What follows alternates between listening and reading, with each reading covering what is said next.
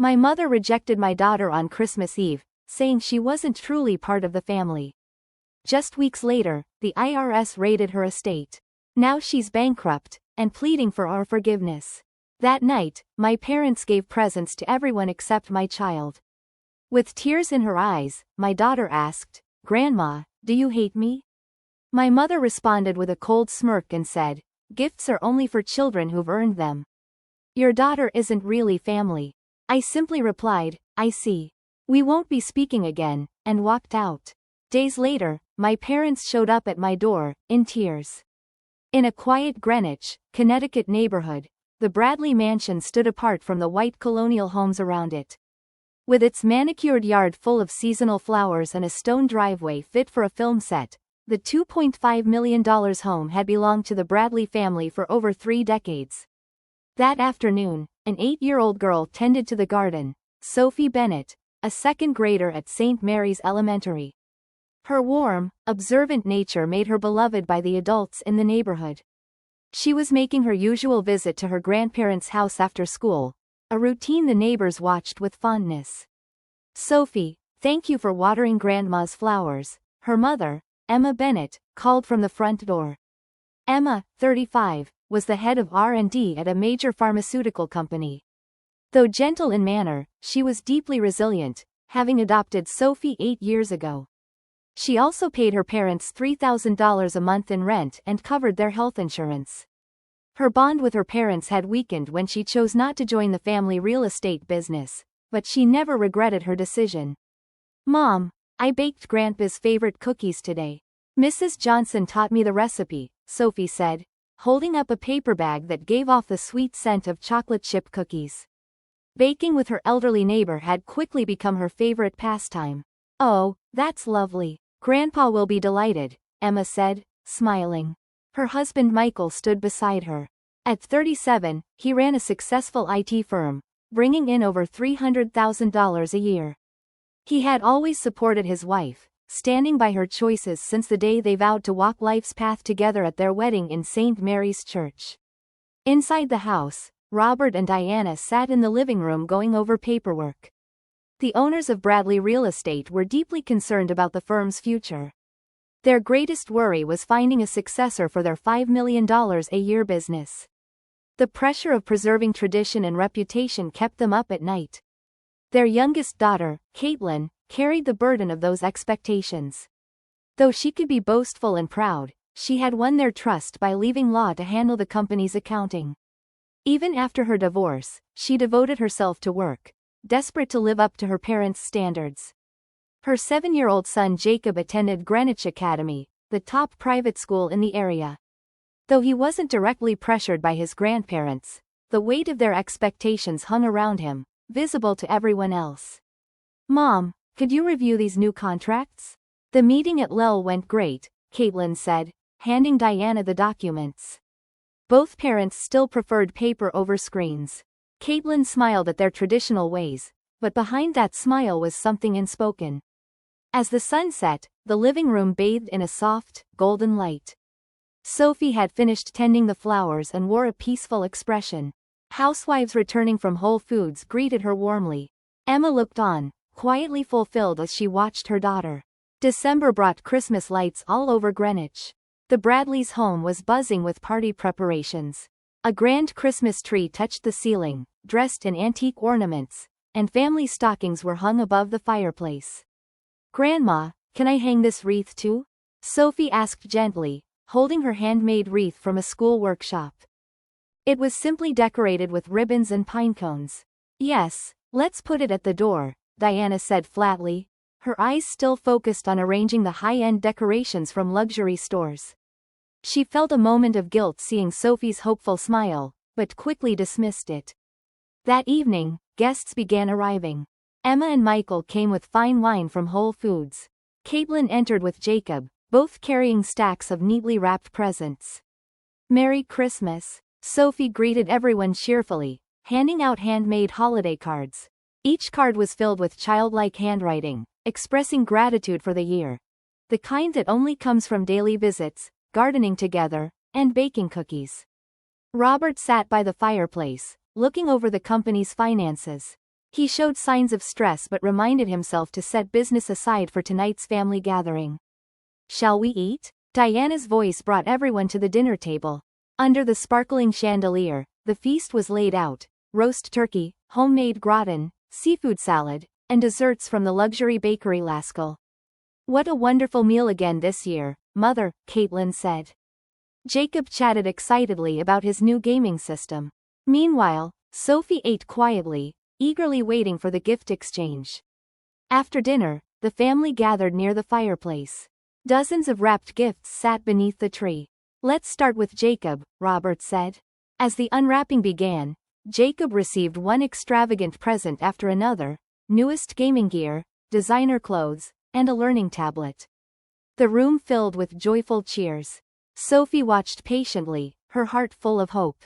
Surely her grandparents hadn't forgotten all the moments they'd shared.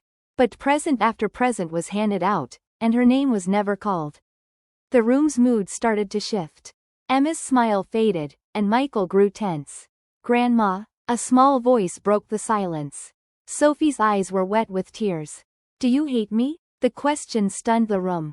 Caitlin smirked while Jacob stayed focused on his game.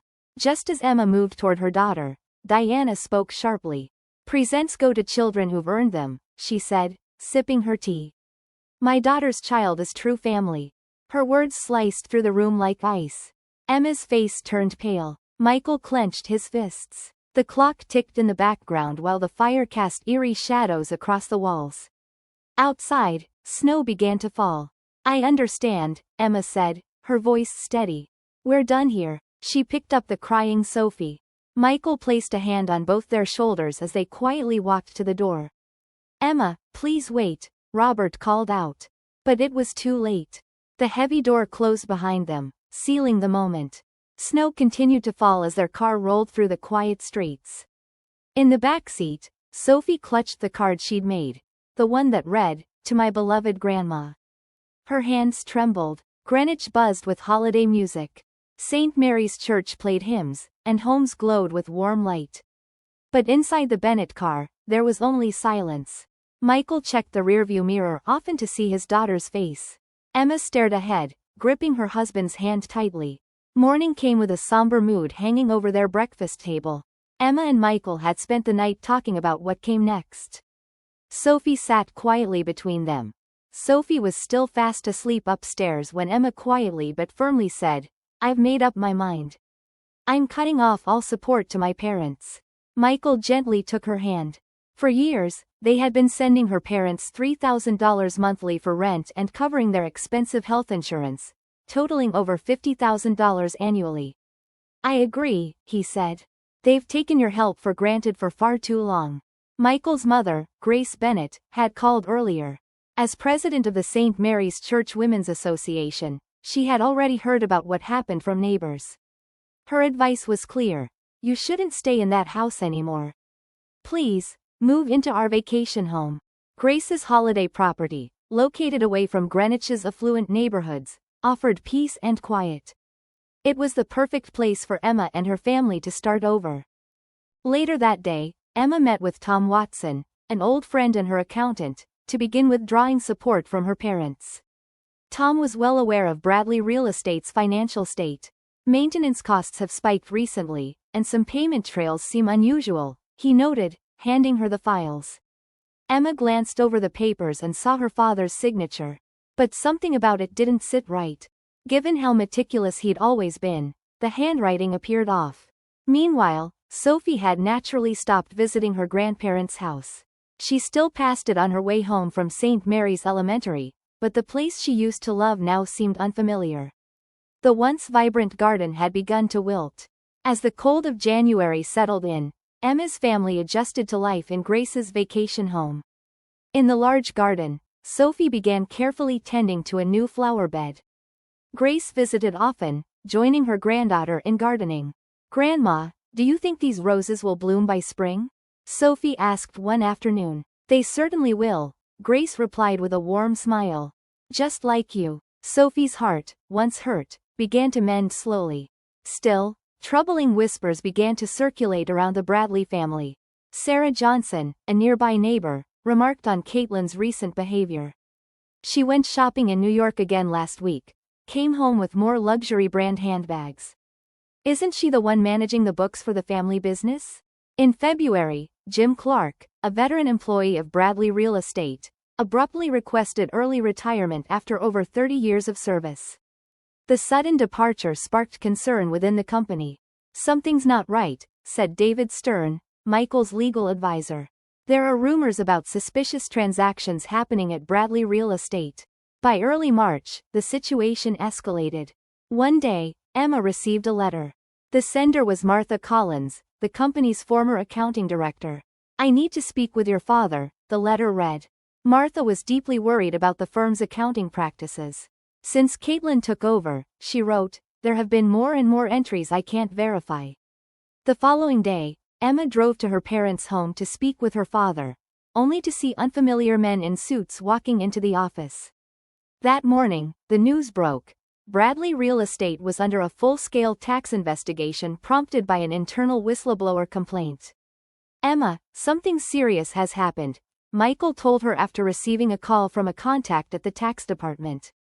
It looks like your sister has been embezzling nearly $5 million over the last 3 years. Later that day, Caitlin disappeared from the company without a word. Emma, Caitlin just vanished, came Diana's panicked voice over the phone. She didn't say anything, and she left Jacob behind. As investigators dug deeper, disturbing details emerged. Caitlin had rerouted business payments to secret accounts. Maintenance expenses were inflated, and the surplus was pocketed. She freely used the company's stamps, bank books, and online accounts. She exploited her parents' unfamiliarity with digital tools to gain full control of finances. On a Friday evening, Caitlin was arrested at JFK International Airport while trying to flee the country. But why? Robert murmured in disbelief at the police station. The damage was catastrophic. The company's reputation was destroyed, and their total debt might exceed $10 million. Diana sat at home in tears. Outside the window, the flowers Sophie had once cared for now hung limp and untended. Back at Grace's vacation home, Emma watched the news silently while Michael assisted law enforcement with their digital investigation. That night, Sophie scribbled a prayer in her diary. Please don't let Mom be sad. And please make sure Jacob isn't lonely. At the Greenwich police station, Caitlin sat in an interview room and confessed. Her voice was quiet, stripped of the arrogance she once carried. Her designer clothes had been replaced by a prison-issued uniform, her makeup faded. The fraud had begun shortly after her divorce. At first, it was just small amounts to cover alimony. But her craving for a lavish lifestyle soon spiraled into larger schemes. Out of $3 million in partner payments, $500,000 had been diverted into personal accounts. As Caitlin confessed, police took careful notes. At the same time, Bradley Real Estate faced collapse. If this keeps up, we'll have to liquidate all the properties, said James Foster, the bankruptcy trustee. Employees exchanged nervous glances. Then, something unexpected happened. Mrs. Johnson, the neighbor, handed over a photo album to the police. It documented Sophie's daily visits to her grandparents' home. She was there every day, she told them. Each photo was dated. Sophie tending to the garden, baking cookies, even accompanying her grandparents to the hospital. A police tech reviewed the security footage. She visited 367 days in a row. Not even a single day missed. Not on New Year's. Not even when she had the flu. The St. Mary's Church Women's Association also gave statements. Every Sunday after Mass, she prayed for them, said Pastor Michael O'Connor. She always said, please keep Grandma and Grandpa healthy. It was so sincere, like a prayer from an angel. On the morning of April 20th, Robert and Diana arrived at Grace's vacation home. Their expensive clothes had been replaced with simple attire. Diana's rings were gone. Emma, Robert said, tears streaming down his face, we need to talk. We made a terrible mistake, Diana added, her voice trembling. They spoke at length about how they had placed immense pressure on Caitlin, their obsession with bloodlines, their fear of losing the business, and how, through all of it, they had failed to see Sophie's quiet love for what it was. She came every single day, Diana sobbed. And we We just listened to Caitlin.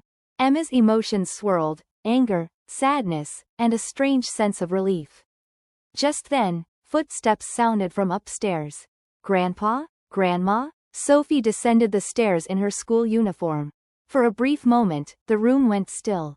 Then, in a quiet act that stunned everyone, Sophie walked to her grandparents and wrapped her small arms around them. Please don't cry. I want to forgive you. The room was silent. In the kitchen, Grace quietly wiped her eyes. Michael looked out the window and exhaled deeply. Emma placed a gentle hand on Sophie's back. Let's talk, she said, calmly. About what comes next, for all of us. The spring sun streamed through the windows. Outside, the flowers Sophie had planted were beginning to bloom, quietly announcing the arrival of a new season. That night, Emma had a private conversation with Grace.